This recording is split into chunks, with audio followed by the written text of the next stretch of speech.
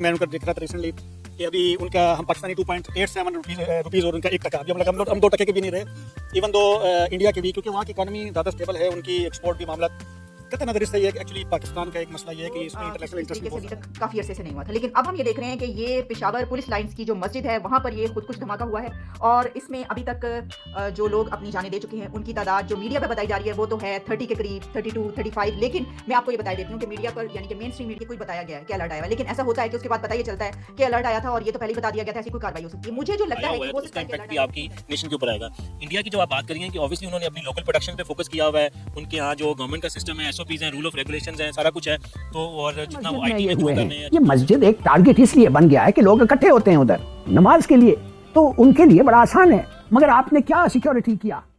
तो चलिए शुरू करते हैं। करेगा मामला भी बेहतर होंगे, क्योंकि हमारे नेबर्स में बांग्लादेश, अगर कल ही मैं उनका देख रहा था रिसेंटली कि अभी उनका हम पाकिस्तानी 2.87 रुपीज़ और उनका 1 टका, अभी हम 2 टके के भी नहीं रहे इवन दो इंडिया के भी, क्योंकि वहाँ की इकॉनमी ज़्यादा स्टेबल है, उनकी एक्सपोर्ट भी मामला कहते नजर से ये एक्चुअली पाकिस्तान का एक मसला ये है कि इसमें इंटरनेशनल इंटरेस्ट भी बहुत ज़्यादा है। यहाँ के जो इंटरनेशनल लॉबीज है कि वो पाकिस्तान को स्टेबल देखना नहीं चाहती, जो जिसकी वजह से इकोनॉमिकली हमें जोक मारा रे, ये हंस रहे हलकट हंस देखना नहीं चाहती, जो जिसकी वजह से इकोनॉमिकली हमें बहुत ज़्यादा पीछे किया जा रहा है। सर क्या कहेंगे, इंडिया और पाकिस्तान के रुपये में क्या फर्क नजर आता है, क्या मेजर डिफरेंस है? ये 60 किलोमीटर पे हमारा बॉर्डर लगता है, वहाँ पर आप डॉलर रेट देखें 81 चल रहा है और पाकिस्तान में 2.60 तक डॉलर पहुँच गया है और कहने के भी मजीद उम्मीद है कि डॉलर बढ़ेगा। क्या वजह है कि इंडिया की करेंसी इतनी स्ट्रॉन्ग क्यों है पाकिस्तान की करेंसी? देखिए इवन मेन वजह यह है कि इंडिया की उनके पास फॉरेन रिजर्व ज़्यादा है, आई थिंक 400 मिलियन डॉलर से ज़्यादा। आप 60 किलोमीटर की बात कर रही है इंडिया की, हमारे नेबर्स अफगानिस्तान है, उसकी करेंसी हमारे से ज़्यादा, वहाँ पे भी डॉलर ऑब्वियसली कम है, इवन बांग्लादेश में भी। ईरान हमारे से ऑब्वियसली नीचे, लेकिन ईरान कंपैरेटिवली ज़्यादा स्टेबल है बनिस्बत पाकिस्तान की। लेकिन मैं फिर ये कहूँगा कि यहाँ पे एक इंटरनेशनल मोनोपोली ऐसे तो नहीं होता है और लॉबी की वजह से पाकिस्तान को बहुत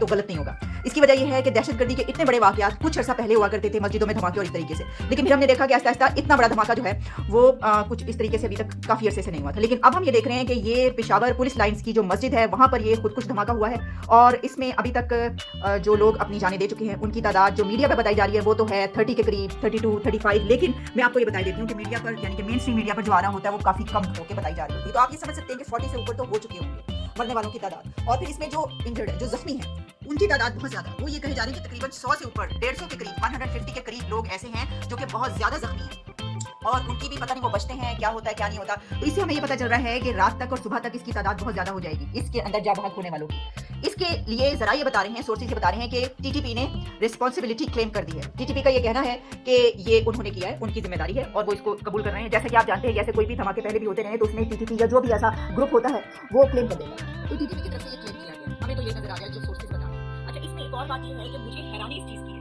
कि ये जो मस्जिद है और ये जो एरिया है ये एक बहुत ही हसास सेंसिटिव एरिया है जिसको आप रेड जोन कह सकते हैं। जब मैं मैंने जब ये मुझे पता चला कि अच्छा इस जगह पर हुआ तो मैंने कहा जरा मैं इसको देखूंगी किस जगह पर मौजूद है, तो मुझे इसकी कुछ डिटेल्स मिली, मैं उसको आपके सामने रखूंगी। तो फिर मेरा सवाल जो है वो ये होगा कि ये जो खुदकुश अगर था बमबार, यानी वो जैकेट पहनकर आया था और वहां पर आके फटा, तो वो कैसे पहुंचा वहां पर? क्योंकि कहा जा रहा है कि जराये के मुताबिक पुलिस लाइन, इसको मेरे सामने जियो की वेबसाइट ओपन है और भी जितनी भी यहाँ पे पब्लिशिंग हाउस है सब इसको पब्लिश कर रहे हैं, जिसके मुताबिक पुलिस लाइंस जो सदर का इलाका है वहां पर रेड जोन में है और ये एक बहुत ही हसास इलाका समझा जाता है, सेंसिटिव एरिया है जिसके करीब सारी बिल्डिंग्स भी ऐसी हैं कि जो बहुत यानी जिनकी जो है सिक्योरिटी बहुत ज्यादा होती है और सीटीडी का दफ्तर, सीटीडी का ऑफिस भी करीब ही है, पुलिस लाइंस नहीं है।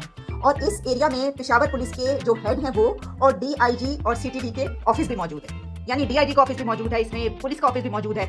इतने ऐसे एरिया में ये कैसे हो सकता है कि एक बंदा जैकेट पहन के आया? अब आप सोचिए कि उसने कितनी चौकियां क्रॉस की होंगी, उसने वो कहां से जो गया होगा, लेकिन वो वहां पे पहुंच गया। अब क्या इस बारे में कोई अलर्ट आया हुआ था?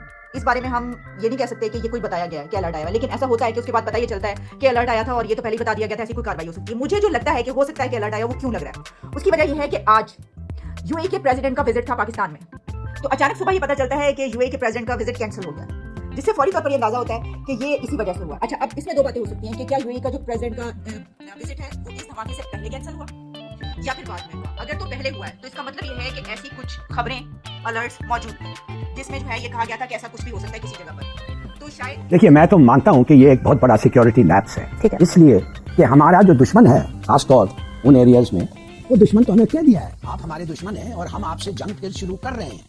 एक तो उसने बता दिया आपको कि वो जंग मैदान में आ गया है और आपको पता भी है। दूसरी बात यह है कि इतना सेंसिटिव एरिया, पुलिस लाइंस, और वो भी मस्जिद, कितने मस्जिद में ये हुए हैं। ये मस्जिद एक टारगेट इसलिए बन गया है कि लोग इकट्ठे होते हैं उधर नमाज के लिए, तो उनके लिए बड़ा आसान है। मगर आपने क्या सिक्योरिटी किया? इतना सारा एक्सप्लोसिव के साथ एक आदमी घूम रहा है, आराम से अंदर आ गया और पहली रो में जाके या दूसरी रो में जाके खड़ा हो गया, कोई किसी ने उसको पूछा ही नहीं है। I mean it is remarkable. देखिए, हमें पता है ये कौन है, हमें पता है ये क्यों कर रहे हैं। अब एक वादा करें अपने आप के साथ, दो स्टेप्स लें। एक तो आप वादा करें कौम के साथ कि हम इनके पीछे लगेंगे और जिस मुल्क में भी है हम जाके इनसे हम बदला लेंगे, इंसाफ पहुंचाएंगे, उधर इनको कटेरे में लेंगे, उधर भी। दूसरी बात, आप क्यों नहीं मस्जिदों में एक छोटा सा लोकल लोगों को, ट्रस्टवर्दी लोगों, गुड क्रेडेंशियल्स वाले लोगों, जिनके पास अच्छी नौकरी और सब उनका रिकॉर्ड अच्छा है, उनको आप बेशक हथियार दें और कहें कि इस मस्जिद का ड्यूरिंग प्रेयर, नमाज के पहले, नमाज के वक्त, नमाज के बाद तक आपका इधर पहरा रहेगा, आपकी जिम्मेवारी होगी। देखिए इंडोनेशिया में क्या करते हैं, इंडोनेशिया में हर सड़क के कोने पे एक आदमी को रखते हैं, उसको तनख्वाह नहीं देते, मगर उसको होता क्या है, उसका नाम होता है जागा।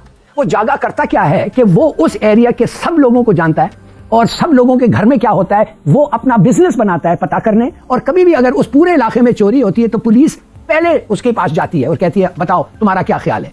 अब उस हद तक जाने के लिए जरूरत नहीं है, मगर अगर कोई ऐसे लोग आप कोने पे बिठा सकते हैं जो आप उनको रिवॉर्ड कैसे करें, पैसे मत दें, पैसे आपके पास है ही नहीं, मगर कभी फैसिलिटेट करें, कभी कार्ड के लिए आएगा तो कह दें हाँ भाई तुम क्यों के आगे चले जा सकते हो, तुम उधर के चौकीदार हो, तुम मस्जिद के मुहाफिज हो। तो I don't know why they don't do it, खास तौर मस्जिदों पे।